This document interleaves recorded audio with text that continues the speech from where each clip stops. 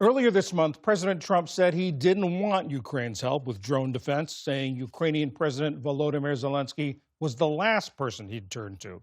But with the war with Iran continuing, countries in the Gulf have been lining up for Ukraine's guidance on how to counter drones.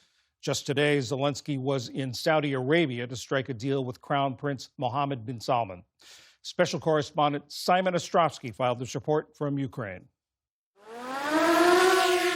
At a secret location in Ukraine, a local drone manufacturer demos its latest weapons. A Sting drone capable of intercepting the Iranian-designed Shahed suicide drone Russia routinely launches into Ukraine. The Sting is fast, accurate, and crucially cheap. Since its first successful strike a year ago, interceptors like this one, made by the defense tech firm Wild Hornets, have taken out around 4,000 Shahed-type drones.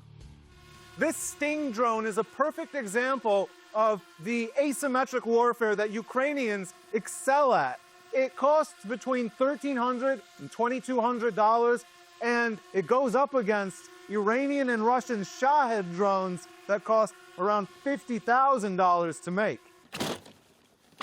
It's a technology that until now has largely been ignored by America's defense tech industry, that's traditionally focused on making exquisite and expensive weaponry that can take decades to develop.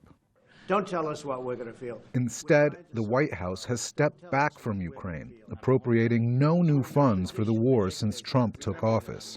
This hurts Ukraine's war effort against Russia, of course, but there are increasing concerns in Washington that it's also making the U.S. less able to recognize and prepare for a host of emerging threats from American adversaries like Russia, Iran, North Korea, and China, who are all working together and absorbing lessons from the Ukrainian battlefield. Now, the Iran war has exposed America's over-reliance on multi-million-dollar munitions to shoot down cheap Iranian Shaheds, according to Wild Hornets spokesman Alex Roslin, who argues the math just doesn't make sense. They're using $4 million Patriot missiles. Patriots are scarce, but the United States has reportedly used 300 Patriots to knock down Shahed drones fired by Iran. That's $1.2 billion of Patriots against 300 Shaheds, and we could have taken down those drones with our interceptor drones for around $600,000. That's something that the world could learn from Ukraine. Not everyone is ignoring developments in Ukraine. A representative of General Cherry, another Ukrainian drone company that makes a staggering 100,000 drones per month, which, incidentally, is the total amount of drones made in America annually, said interest in their technology has surged since the start of the Iran war. Another flagship product, General Cherry Air. Did the interest in joint production, joint manufacturing, did it increase after the war in Iran started? Yes, they have a lot of interests in us. We have more than 10 different negotiation processes right now. The reason it's so important for these drones to be battle tested is because Ukrainian engineers from companies like General Cherry that has designed this new prototype are constantly improving the design. And this one here takes the original drone interceptor to the next level. The reason that these workstations are empty right now is because the engineers who usually work here are out in the field testing these. Our soldiers make it on the positions. General Cherry's updated model will fly at close to 250 miles per hour, fast enough to take out a jet-powered Shahed. In just a few years, the company's managed to set up a full production line, from 3D printing parts to testing its ready drones. A small handful of American defense companies are actually developing their technology out of Ukraine. We essentially use this to kind of capture data. Vermeer, founded by New Yorker Brian Stream, is one. It's just replacing the GPS antenna. The firm produces navigation systems that allow drones carrying several hundred pounds of munitions to fly deep into enemy territory undetected, using an AI-driven navigation system that's immune to spoofing and jamming. Vermeer's clients include the Ukrainian Armed Forces and the U.S. Air Force. The Russians are very good at jamming and spoofing GPS. So my company, we build a solution for that. We call it VPS, Visual Positioning System. Information is power.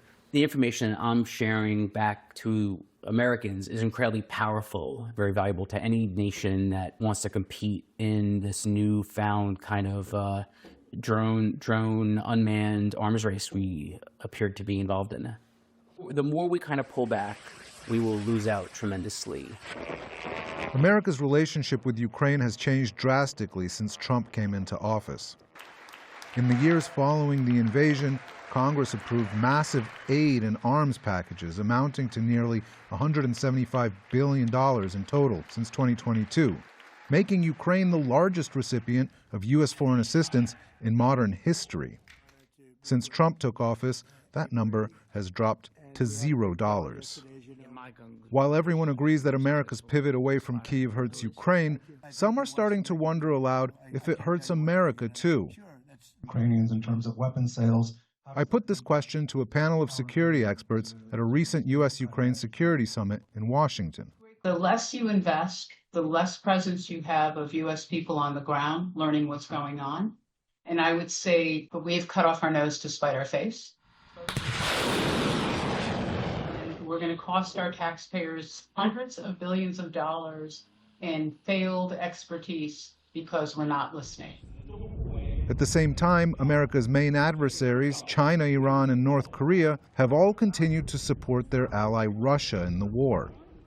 As a major supplier of both the Russian and Ukrainian defense sectors, China is especially positioned to suck up information from both sides of the front line. The Chinese are learning a lot from Russia's invasion of Ukraine. Rush Doshi covers China at the Council on Foreign Relations in Washington. In 2022, when Russia invaded Ukraine, he was on the China team at the National Security Council. He says Beijing's own military capabilities are advancing thanks to its backing of Moscow. They've seen that the Russians initially did not perform well. They want to fix that. Second, they're learning about the future of warfare, what exactly matters in the conflict in the 21st century, where you've seen the proliferation of drones and other technology that wasn't as salient in past conflicts. They're learning more about that. Third, they've learned a lot about the need to sustain your own industrial base and economy. Right now, you could argue the U.S. has learned some of that lesson, but we're slower to adopt that lesson and diffuse it through our military than China. Recent reporting suggests the Trump administration is learning its lesson the hard way. After coming under sustained attack from Iranian Shaheeds, the American military is now working with Ukrainian advisors in the Middle East, after having initially refused a Ukrainian proposal to partner on interceptor drones last year. For the PBS News Hour, I'm Simon Ostrovsky in Ukraine. Support journalism you trust. Support PBS News. Donate now, or even better, start a monthly contribution today.